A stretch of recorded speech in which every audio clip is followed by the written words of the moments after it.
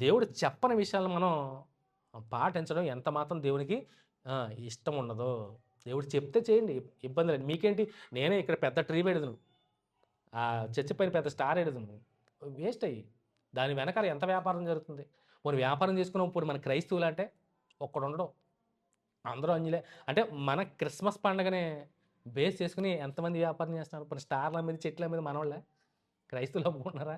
మనల్ని ఈ ఈ పండగను అడ్డుపెట్టుకొని ఎంతమంది ఎంత వ్యాపారం చేసుకుంటున్నారు. ఆలోచించేయండి. ఈవెన్ క్రిస్మస్ టోపీలు కూడా లేవంట స్టాకు. టోపీలు. డ్రెస్సుల మాట దేవుడు టోపీ పెట్టుకుంటారు ఇలా వంగి ఏలాడదు కదా! క్రిస్మస్ టోపీలు. అయి లేవంట స్టాకు. ఆ! శాంటా క్లాస్ టోపీలు లేవంట ఎర్ర టోపీలు. స్టాక్ అయిపోయిందంట. No stock. ఎందుకు?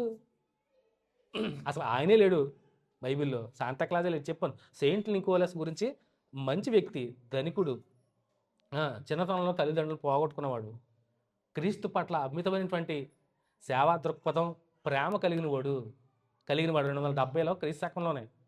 ఆయన ఎన్ని ఇబ్బందులు పెట్టినా గానీ అంత రహస్యంగానే జరిగించేవాడు. ఎందుకంటే బైబిల్‌లో చక్కటి విషయాలు తెలుసుకొని, రహస్యమందే అన్నీ చేయాలని తెలుసుకొని, దాన్ని తూచా తప్పకుండా పాటిస్తూ, ఎవరైనా ఇబ్బందుల్లోను, ఇరుకుల్లోనూ ఉంటే క్రైస్తవులు వారికెళ్ళి ధన సహాయం గానీ, వారికి ఏం అక్కరగా ఉన్నాయని అన్నీ రహస్యంగానే చేసొచ్చేవాడంట. సెయింట్ నికోలస్ ఆయన పేరు. ఆయన గురించి తప్పుగా చెప్పట్లేదండి. మంచిగానే చెప్తున్నాం. కానీ ఆయన్ని తీసుకొచ్చి ఇందులో ఎట్టారు. చూడండి. అంటే కలుపుకున్నారు. అంటే సృష్టించుకున్నారు అంతే. సో, దేవుడు ఏంటంటే అంటే సాతానుగాడు దేవుని పిల్లల మీద ఆధిపత్యం చెలాయిస్తున్నాడు. మరలా చెప్తున్నాను.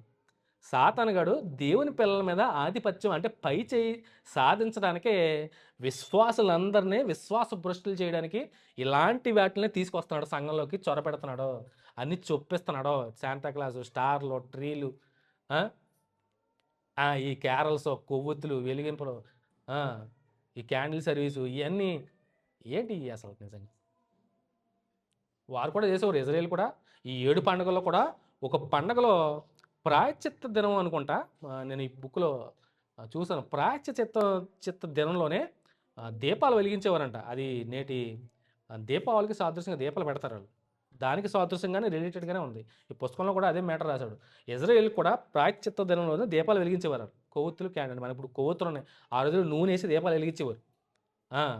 ఒక రోజంతా వారి గృహాల్లో దీపాలు వెలిగించేవారంట. ఆరకుండా చూసుకోవాలంట ఆ దీపాన్ని. ఎందుకంటే దేవుడైన యెహోవా మిమ్మల్ని చీకట్లో మగ్గిపోయి మిమ్మల్ని బయటికి తీసుకొచ్చి పాలు తేనెలు ప్రవహించే దేశంలో మీకు తీసుకొచ్చి మీకు వెలుగుని